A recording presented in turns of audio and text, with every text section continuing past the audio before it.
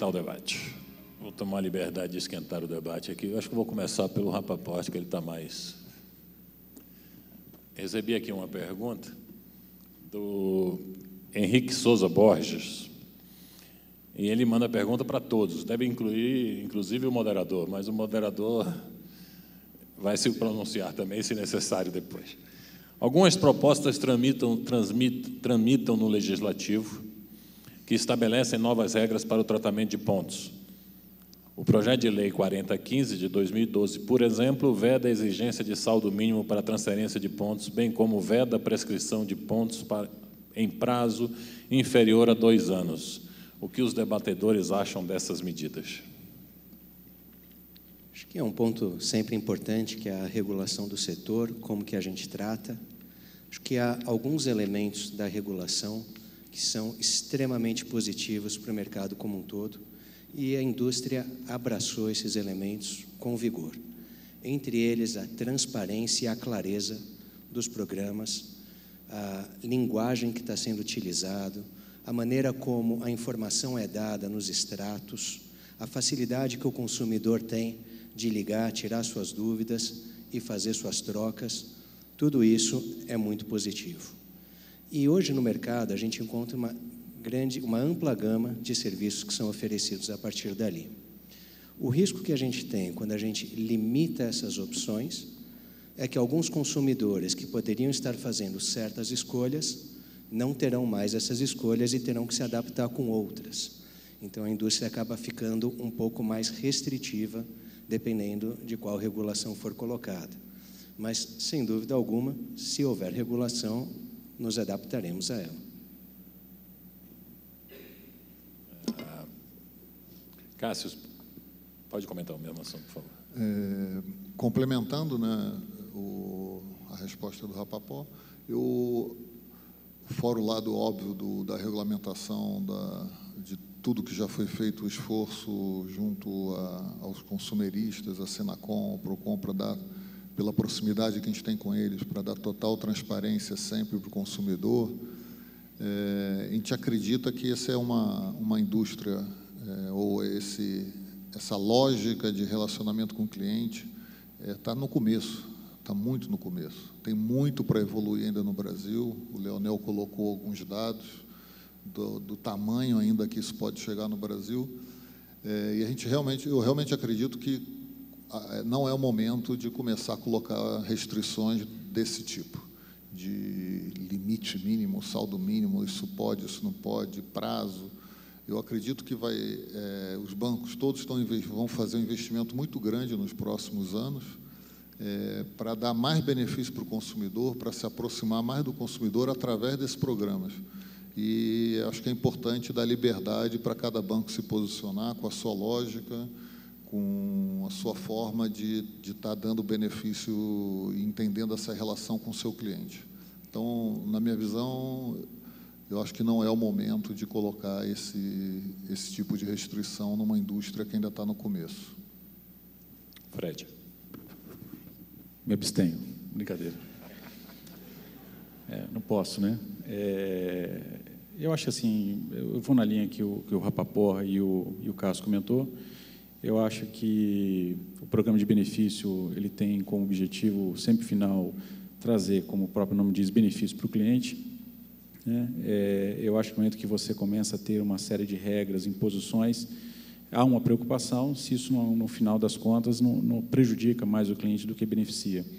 Então, sem entrar no detalhe das possíveis regras que podem ser colocadas pelo regulador, eu acho que a gente tem que entender, e o regulador acho que é sensível a isso, né? Entender se, no final das contas, vai ter mais prejuízo, o cliente vai ter mais prejuízo do que benefício com a regra. Então, ponto de atenção. Retiro, por favor.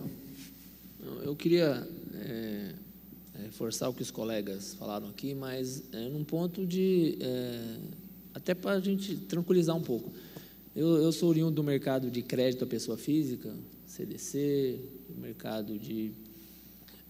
e eu acompanhei várias regulações do mercado. E, assim, o que a gente vê é que a sensibilidade dos órgãos reguladores de discutir com a indústria. Então, isso, eu fico muito tranquilo, mesmo vai acontecer regulação, mas Banco Central, a Senacom, todas as medidas regulatórias que acontecem, no cartão foi assim, né? Há um amplo debate e não tem dúvida nenhuma que isso vai acontecer também, se for o caso de acontecer regulações neste mercado. E reforçar também que hoje, no Brasil, a gente tem, nessa linha de transparência, uma das melhores legislações colocadas pelos órgãos reguladores no mercado de pessoa física, né? Vide 7 para pessoa física.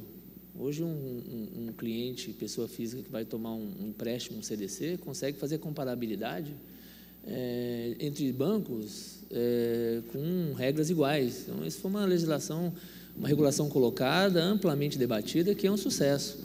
Vide, a última que aconteceu foi portabilidade. Hoje, um cliente, pessoa física, consegue portar um crédito de um banco para outro, com regras claras, tendo possibilidade do banco que está perdendo a operação fazer a sua retenção. Então, eu acho que as instituições no Brasil estão muito evoluídas nesse sentido de que as regulações vêm ao encontro do benefício da indústria e do consumidor. Obrigado aos 4. Apesar do meu papel aqui de moderador, eu vou também fazer um comentário. As empresas que gerenciam, que estão estabelecidas nesse mercado de fidelidade hoje, bem como a BEX, através de seus membros, estão abertas e trabalhando de forma muito interativa com os reguladores a qualquer momento, trabalhando até pelas experiências passadas, principalmente a experiência que todos temos no mercado de cartões de crédito. Essa regulamentação, se tiver ao vir, vai ser amplamente debatida e vai contar com a colaboração de todos do setor. As empresas que estão no setor hoje estão abertas e são empresas estabelecidas, não veem nenhuma razão para não discutir regulamentação e oportunidades que possam ter no mercado. Isso estruturando da melhor forma possível para isso, cada vez mais. Então, acho que é fase de vida, né? Esse é um mercado muito novo no Brasil, é um mercado se estabelecendo e que, portanto, tem aprendizados ainda a serem realizados, como foi no mercado bancário, no mercado de cartões de crédito, em todos os mercados que já são maduros no país. Então, inclusive através da própria BEX, porque do total de dinheiro que transita no mercado de fidelidade hoje, algo como 70% a 80%, seguramente 70% vem dos membros da ABEX, ou seja, de bancos e emissores de cartões de crédito que participam da ABEX. A ABEX, inclusive, nós começamos a soltar, junto com os relatórios semestrais da ABEX, esses dados. Isso não aparecia até o passado e agora fica claro semestralmente, quando a ABEX solta seus relatórios, quanto as empresas do setor estão investindo em programas de recompensa. No último relatório, o dado está lá, mostrando, inclusive, a evolução e um número significativo que passa dos 2 bilhões de reais, quase 3 bilhões de reais hoje. As empresas participantes da ABEX investem em fidelidade, seja dentro dos seus programas próprios, recompensando clientes, seja gerando faturamento para empresas como as de coalizão, como a Smiles, que eu represento, a Múltiplos, a Dots e outras. Enfim, então, a própria ABEX está 100% aberta para a discussão da regulamentação.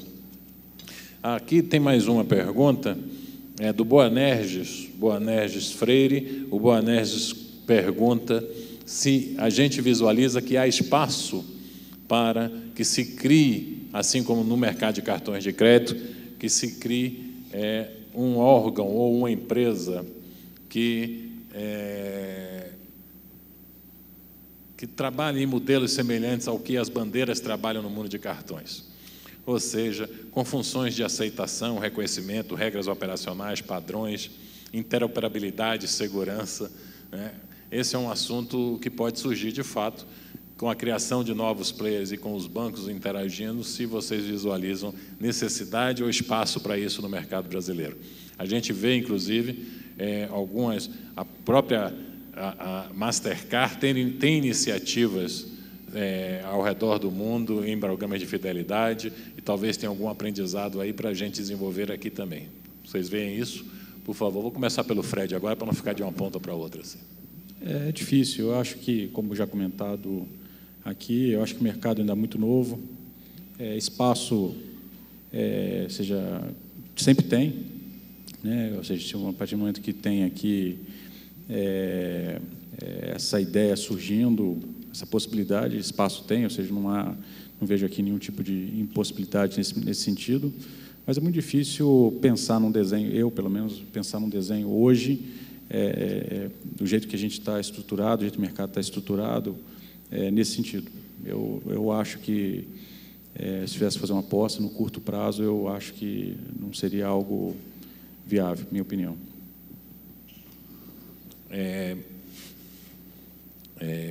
Eu vou, só para a gente conseguir abranger todas as perguntas, alguém quer fazer, o Gueitiro ou o Cássio, algum comentário adicional sobre o que o Fred colocou? Não? Então, tem uma pergunta aqui dirigida especificamente para Rapaport e Fred, porque citou Bradesco e Itaú. Como o Bradesco e Itaú pretendem gerenciar seus portfólios de baixa renda, e cita especificamente Elo e Hiper em programas de recompensa. Obviamente, vocês fiquem à vontade, isso aqui, para responder o que vocês acharem conveniente, se é que acham que devem abrir alguma estratégia aqui sobre isso. Bem, vou tentar responder aqui com a visão de Hiper, né? Hiper é uma bandeira nova, apesar da Hipercard já ter um portfólio grande, ser bastante conhecida, principalmente no Nordeste e no Sul. A Hiper é uma bandeira nova, nós lançamos o cartão de crédito há muito pouco tempo, o débito lançamos agora.